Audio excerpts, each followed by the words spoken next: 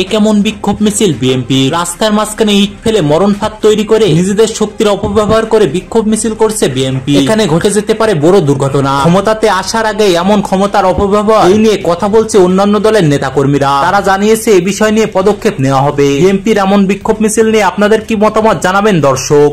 কর্মীরা অপরাধমূলক কর্মকাণ্ডের সঙ্গে জড়িয়ে পড়ছেন।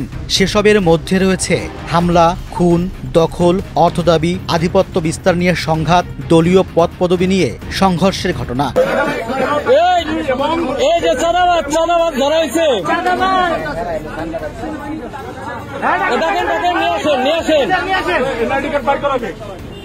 তোর কমিটি দেখাচ্ছি।